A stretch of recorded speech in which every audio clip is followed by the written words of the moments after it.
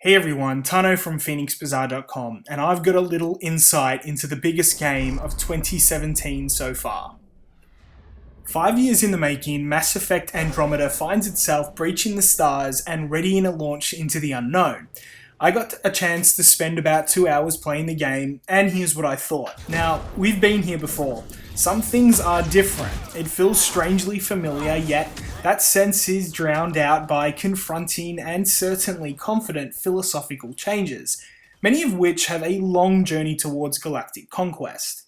Now, it's easy to skim over and look at from a distance what this game wants to be, but like a star cluster, we need to go deeper for longer to truly comprehend what it all means, what it stands for, and why it's important. 3 or so hours of time exploring the worlds of Andromeda, and I've walked away with more questions than what I went in with. That should come as no surprise. It's hard to preview a game like this without really understanding what it is that drives certain characters and worlds to be the way they are.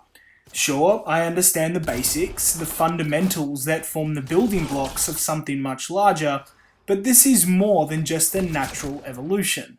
Andromeda's scale is so grand, its changes so monumental that I couldn't even dare scratch the surface of what it wants to show me of a period of what will probably be at least 100 hours. Everything I did in my time playing the game felt like groundwork, like I was actually beginning a 600-year journey into the unknown.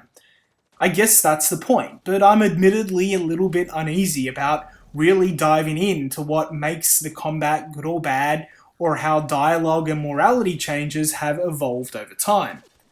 The basics are established with refined cover-based shooting, solid squad control, and a nice combination between base shooting and class-based abilities.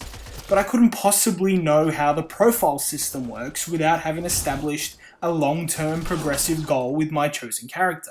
It's hard not to remain skeptical of the system because a traditional classes system creates an element of risk, reward, and consequence. You choose a certain path, build your character around it, and live with the consequences of having created an imperfect being. I can't yet know whether being able to switch between biotic and soldier profiles will actually be beneficial in the long run. BioWare's intention was to open the system up, permit more flexibility, and allow players to branch off in multiple directions. It sounds appealing, and I touched on this in the hour or so I had playing in combat, upgrading my skills and balancing my squad.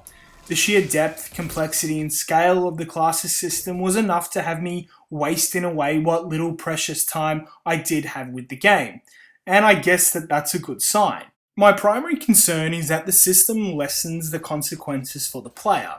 If you have so much control over a situation, there's less consequence for having chosen a specific path earlier in the game. That's how I interpret the system, but BioWare assures me that there is a narrative justification for this, and that the world finds a way to constantly balance out next to sudden changes in class and character progression. There's a similar approach here with the Rider siblings, with subtle changes and responses reflective of the character that you choose.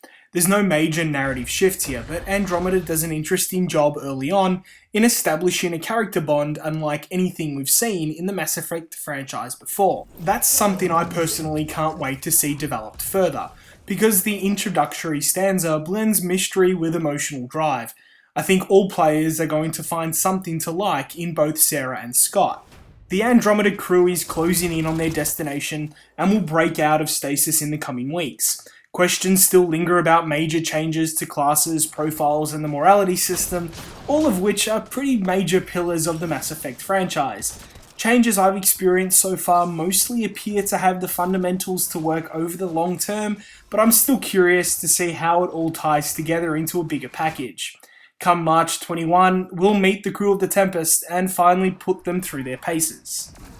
Be sure to head on over to FenixBazaar.com to read my full written preview of Mass Effect Andromeda and my interview with BioWare.